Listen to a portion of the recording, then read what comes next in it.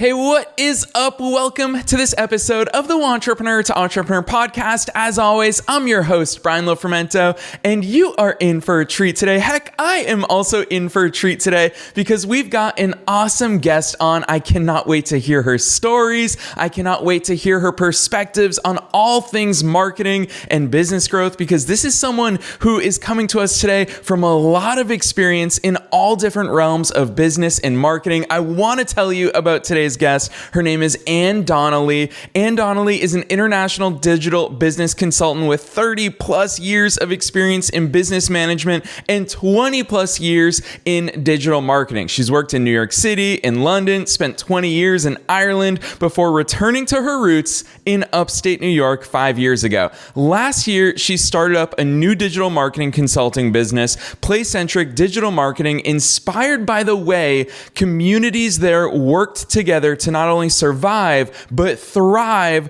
during the pandemic. I love that perspective of Ann, and I can't wait to get the backstory there and see what parallels and patterns she was able to identify and really help enhance in a really difficult time for a lot of businesses. With her years of experience with tourism and regional development, she formed the ethos that collaboration and community are essential to success. So obviously, Ann echoes so many values that we hold dear here at the Entrepreneur to Entrepreneur podcast. Without further ado, I'm so excited to dive into my interview today with Ann Donnelly.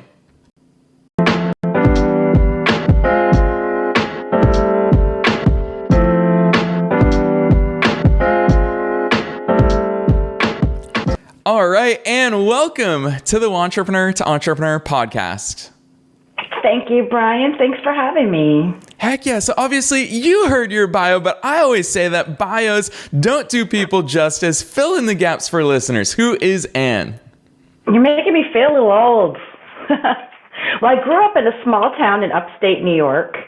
And as soon as I had the chance to get to New York City, I chose a college in New York City. So I moved to New York at 17 years old.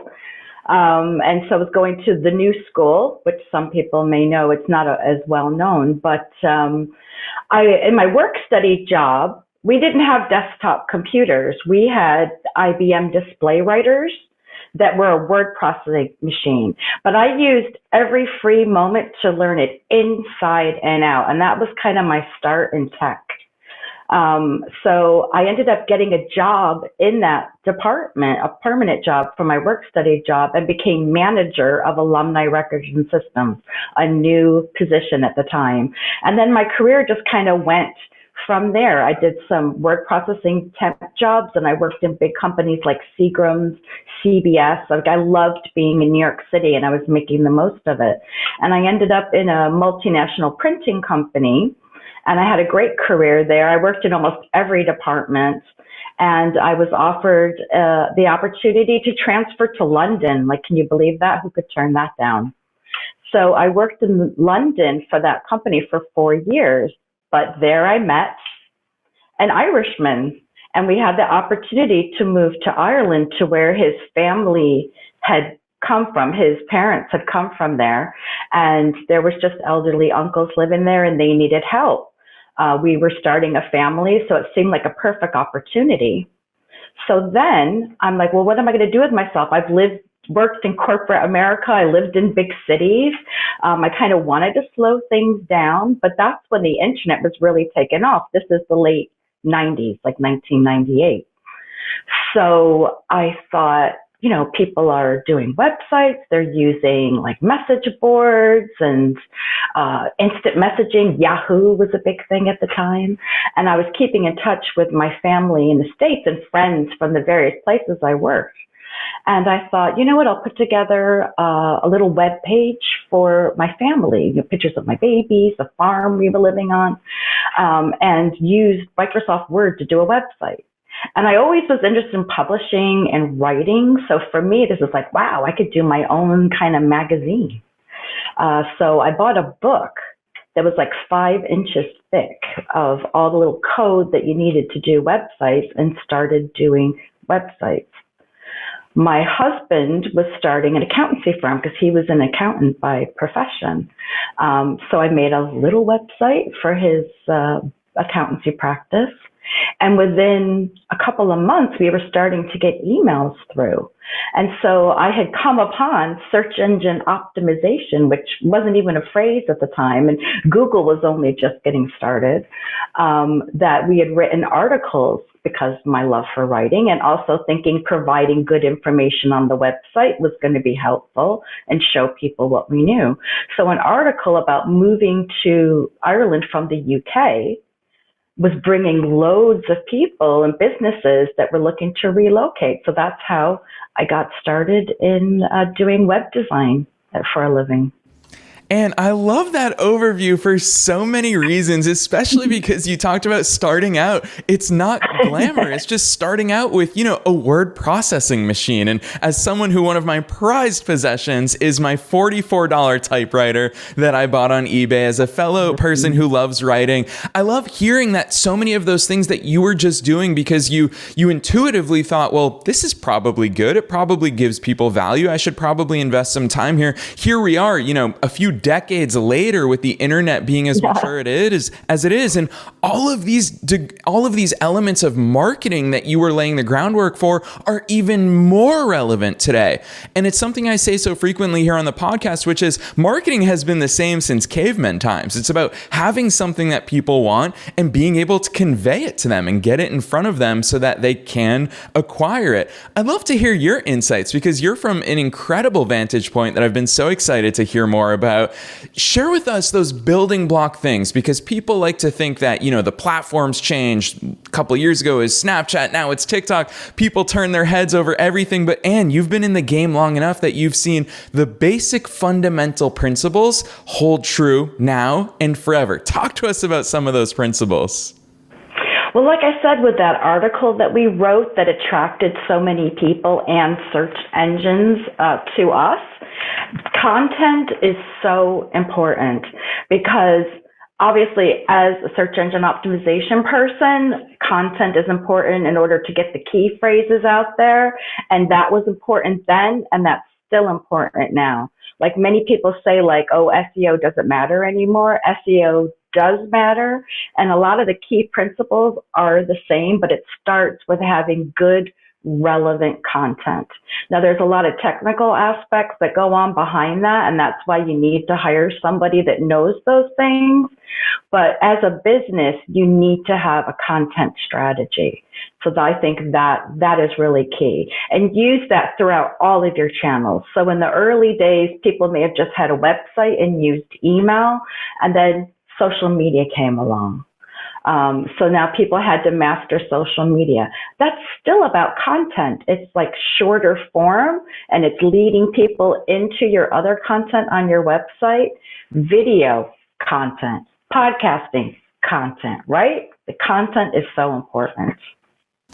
Yeah, I love that. And especially as a content creator myself, it's especially relevant to what I do. And you're right. Content is the bridge that connects people. If you are operating out there in silence, it's the one thing I always say to entrepreneurs and entrepreneurs inside our community is that you can't be operating in silence. And content is that microphone to the world, whether it's a literal microphone like through podcasting or written content like you and I so enjoy. I love that overview. And I have to ask you this, because as soon as I came across your bio, I loved your perspective. I'm going to read it again, that you started your business, Placentric Digital Marketing, because you were inspired by the way the communities in upstate New York worked together to not only survive, but thrive. Talk to us about that time in your life, and obviously within the global business landscape that made you say, wait, there's something here. This is an opportunity where a lot of people, let's face it, Anne, were just sitting on the sidelines and saying, woe is me, this is a terrible situation. You saw it differently. Walk us through that. Well, I relocated from Ireland back to upstate New York 5 years ago, and I was pretty much restarting my life over. For the first 3 years, I was working a lot with Tourism Northern Ireland. So that's another example of resilience under difficult times. And I'll digress for a little to talk about Northern Ireland, because the government was putting a lot of money into tourism because they'd had it so hard because of the perception of it being a dangerous place. And even though the peace process had been going and things changed significantly there, they needed to really attract people in. So some of my work there was helping tourism businesses there to have a better presence, to get the word out there, and they work together. So the organization Tourism Northern Ireland, which is the state body that helps supports tourism and getting people into the country, we're building clusters. So the clusters were based on region, and they were based on different topics relevant to tourism, like food, activities, Game of Thrones, like, because that was like a filmed there, so there was a lot of tourism off the back of that. And then COVID hit. So then just when they were starting to get going, a lot of places had to shut down or slow down. And I was working with them then, so trying to find ways that you could keep things going, but keep your marketing going so people are still interested. And then the UK left the EU. So then poor Northern Ireland is stuck out there kind of on their own. So they kept getting hit, but they kept going, and the government was supporting them. And working within these clusters, they were able to get the message out that this is a great place to go and to come here. So they're starting to come out of that now. So then I was living in Ireland, but I'm living in upstate New York and working remotely with Northern Ireland, but I wanted to build business here as well. And I joined the Lake George Chamber of Commerce. Now, Lake George is a tourism area a little north of where I'm living. Beautiful area, was the place of my dreams when I was a little kid. Like, it was the highlight of the summer to go there. And it's a great chamber. They're really friendly, welcoming. I used to go to the women in business meetings. I'm actually co-chair of the Women in Business now because it is such a great organization.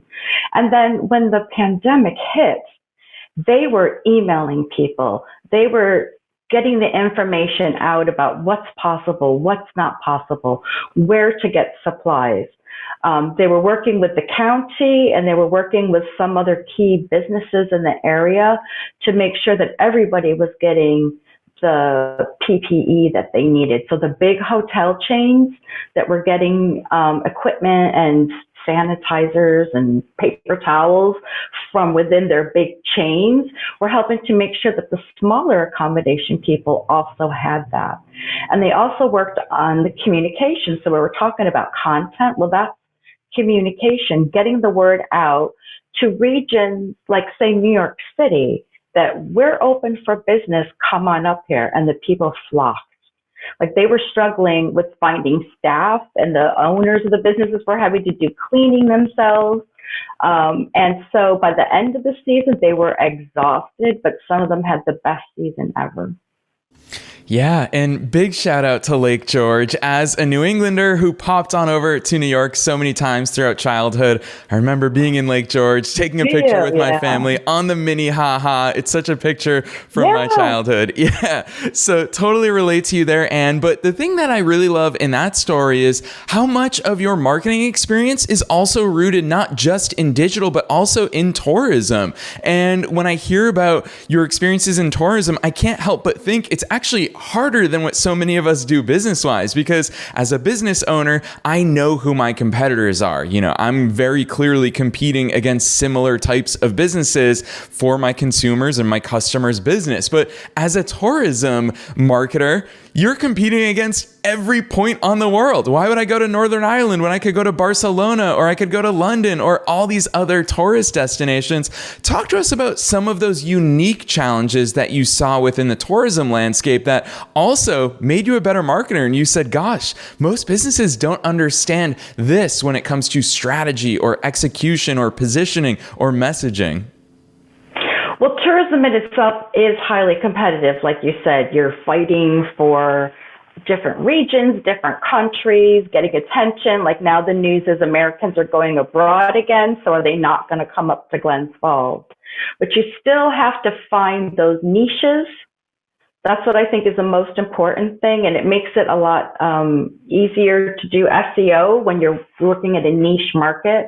So who is going to come to my region? But also, again, building partnerships. One of the things I thought was great when I was in Ireland is they do a lot of town twinning. And I think people do that a lot here too, like a sister town in another state or in another country. And that's a good way to kind of develop other tourism opportunities, but also having the people that work in the tourism bodies and the agencies, state and the county bodies are selling the region also when they're getting out there. And like with Ireland, Northern Ireland markets with the Republic of Ireland, and they market Ireland as a whole because they know that's just going to make them stronger. And people outside the area don't necessarily understand the difference, but there's so much in common, even though they're separate countries. One's in the EU, one's not in the EU, but they still are working together to get the word out. So again, communication, content, partnership, collaboration, those things are really important. But understanding your market. So that's one of my big things. And when I was auditing so many of these digital marketing activities of these businesses, one of the things they miss out, the important first step is identifying your target market, breaking it down into segments so that you can get your message right and you know how to reach them and engage them and win them over. Yeah, really good overview there. And you walked me right into one focus area that I am so excited to ask you about, because I know it's one of the core principles of your company, Placentric Digital Marketing, and that is obviously collaboration. And you already gave us a little teaser when it comes to sister cities, which is something that ever since I was a kid, we heard so much about, especially growing up in New England. There's so many sister cities abroad on the other side of the Atlantic. But Anne, I want you to talk directly to the entrepreneur to entrepreneur community, because so many of them are thinking, well, I'm not going to have a sister business in another industry. What sort of collaborations from a marketing and business growth perspective do you see that online companies can take advantage of? Well, you might not call it a sister business, but I do think you should have strategic partnerships.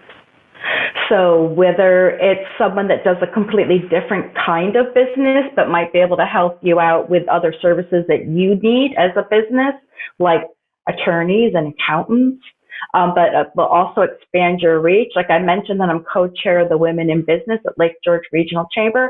I'm active in other women's business groups and other networking groups because I think it's really important to help you get your word out.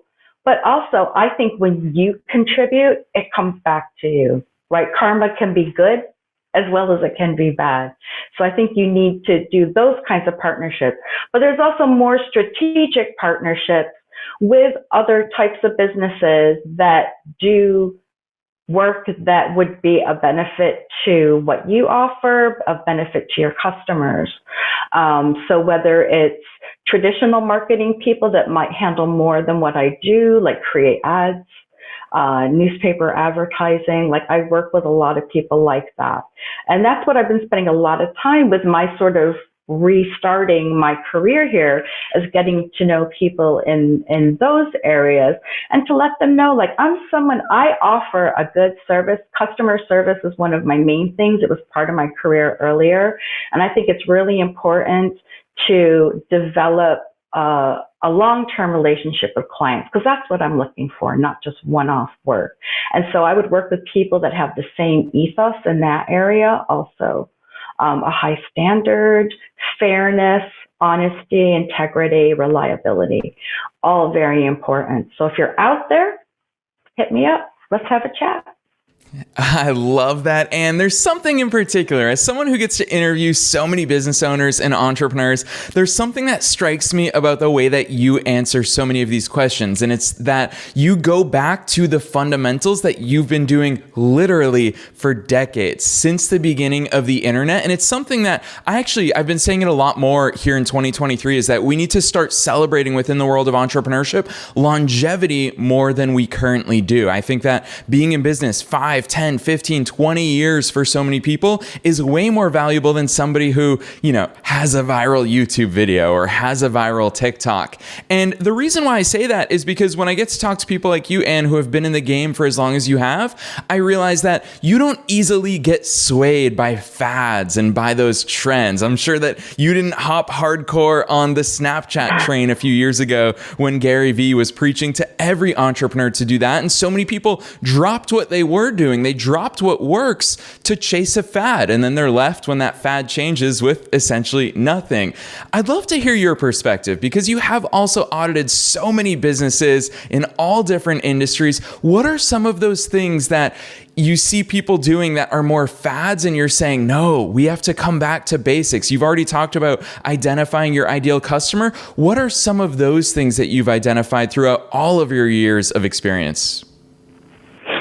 Well, I think that is one of the issues. Things change so quickly in digital marketing, and just in the world, so many things are changing quickly, but in digital marketing especially. So that's why it's important to have alliances with, say, the people that keep up with the technical aspects. I think too many people try to do everything instead of specializing and really being great at something and then partnering with other people on those things. I am a skeptic, so I might have been a slow adopter on things, but I like the way you put it, that I'm being very mindful of it. And I do, and I'm always keeping an eye on what's going on. I was an early Twitter user, and I was big in Twitter in Ireland, and I met a lot of people, and I saw the benefits. I was away for a while, and I got back in again, and it's like, ooh, this is a lot harder now because there's so many people out here. Again, it's looking at your market. So Snapchat probably is valuable for people whose audience is on Snapchat. Same with TikTok. But I think also the fact that you can create content on TikTok and use it on other channels. So I think you need to be, because time is money. So people that are producing this need to be mindful of their time. So if you can generate something that can be used on various channels, then great.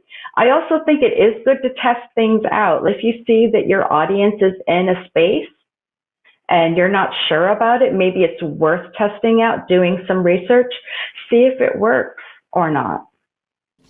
Yeah, and obviously when it comes to that, so many people are listening to us right now and thinking, yeah, what should I be doing? And obviously it's such a broad question that there's no way for you or I to answer it for every individual listener, because you just alluded to it right there, which is you need to consider your audience, consider your ideal customers. But with that said, and I'm going to throw a question your way that I know listeners are going to want me to ask, because obviously we talk to a lot of marketers on this show. There's a million different ways to do marketing, but I know that one of your superpowers is to look at a business's goals and put together a strategic plan that fits their budget, their resources. And obviously resources are so important for every small business owner. Everybody is on a different budget. Everybody has different things available to them. Heck, even time as a resource. Talk to us about how you sit down when you're assessing a business's broader landscape. How do you start putting together a strategic marketing plan?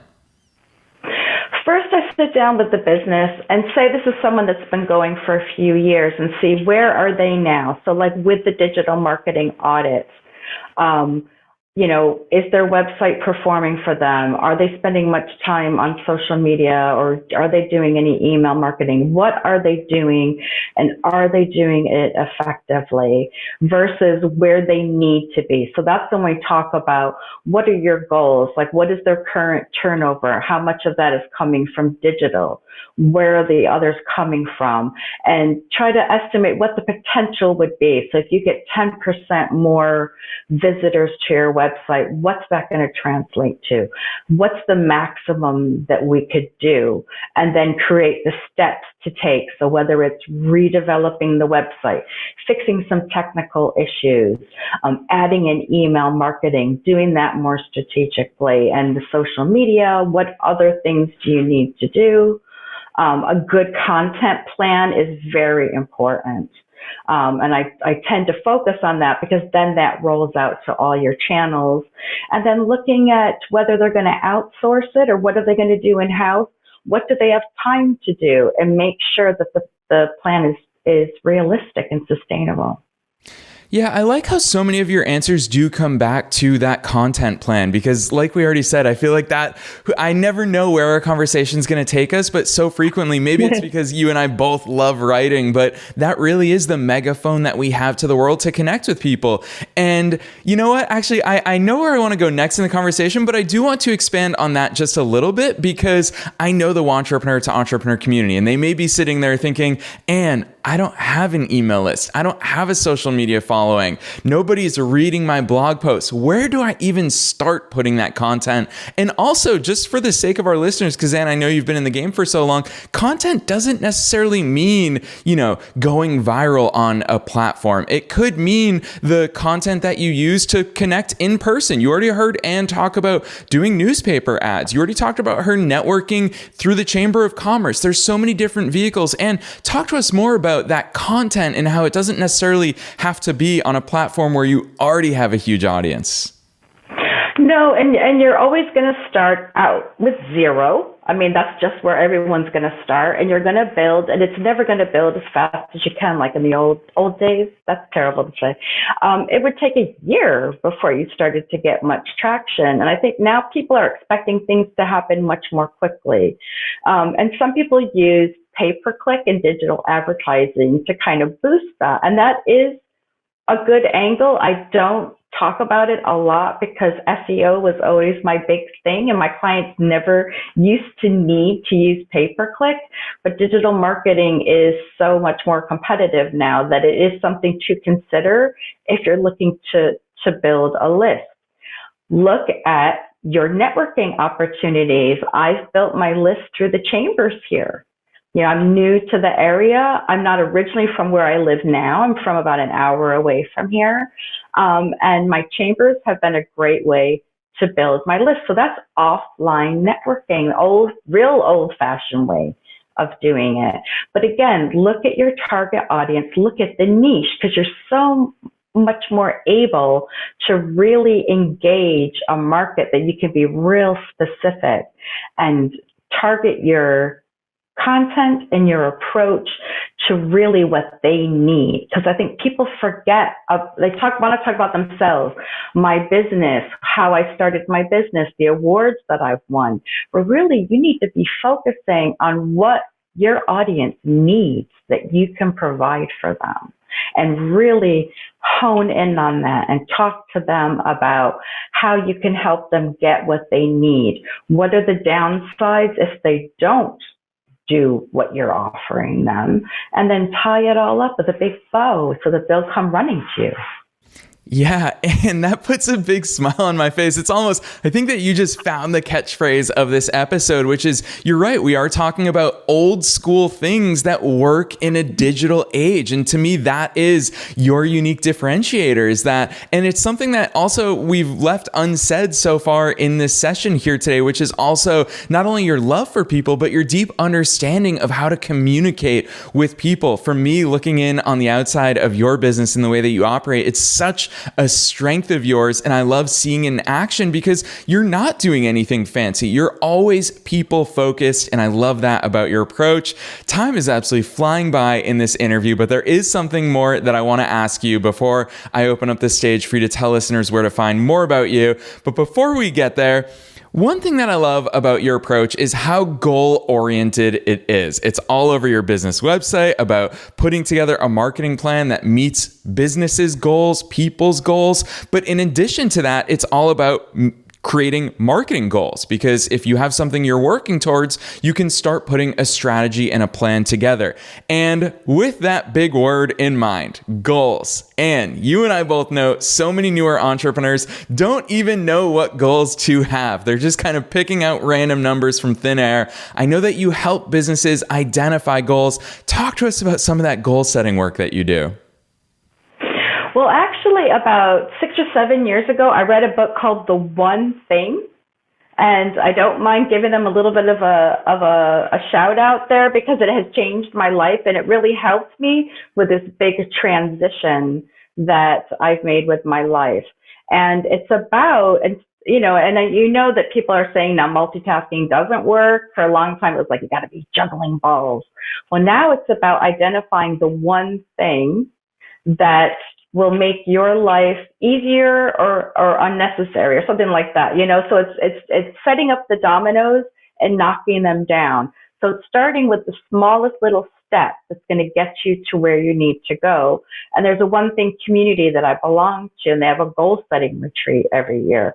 So I think it's really important to join a community to help you with setting your goals and keeping you accountable to reaching your goals and taking the steps that you need to do that. And I know when you're first starting out, you're like, am I going to make 1,000? Am I going to make 1,000,000? Am I going to make 10 million? Like, how am I going to get there? Start with setting some goal, and then you track your progress as you go along, and have an accountability group. Because for me, that's key, especially if you're working on your own. You need to have people to kind of make sure that you're doing what you need to be doing to get where you want to be. Yeah, I love that advice, particularly because there's no real wrong way to have a goal. And when we ask ourselves these questions, I always say that however good your question is, that's how good of an answer you'll be able to identify. So, Anne, you're right. You put a big smile on my face when you talked about your first year of business. You do have no idea. Some of us are like, I'm going to make millions. Some of us are like, gosh, this is never going to work. I'll be lucky if I make 1,000. But the reality is, if you say to yourself, my goal is to make $1,000, now you have a tangible question that you can ask, and you can put a plan in place. You can answer that question. How do I make $1,000? Now, asking a question of how do I make $1 million is a little bit harder to ask, but by asking that, you'll start coming up with a plan. And that's why I love so much of your approach is rooted in that strategic planning. So thank you for sharing that with us here today. Towards the end of episodes, I love to ask guests the super broad question because I never know where they're going to take it. And for listeners who are tuning in to today's episode thinking, gosh, you guys talked about so many different elements of marketing, of business growth, and what's the one thing that you think Wantrepreneur to Entrepreneur listeners should do from here?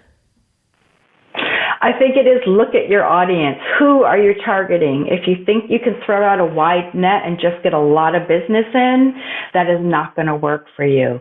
So find at least one segment of your target audience and really identify what is their needs and what's the best way to engage and win them over.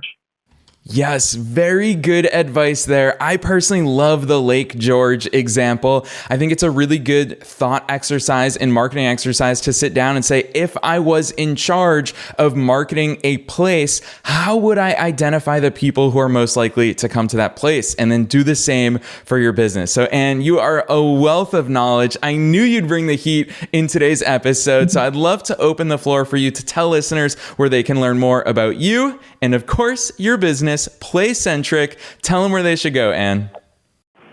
Placentric.com is my website. And if you Google Placentric or Anne Donnelly Digital Marketing, you're going to find me on all social media channels. And I said, reach out. I love chatting with people that have an interest or starting a new business. And I love to share my experience and expertise.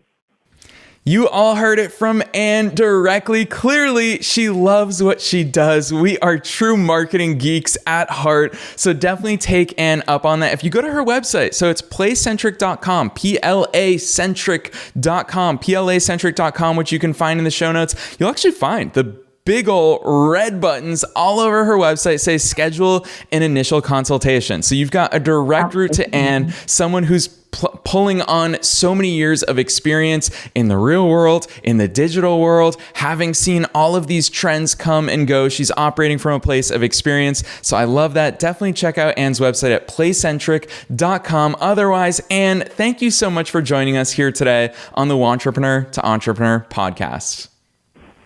Thank you, Brian. It's great to meet another marketing geek.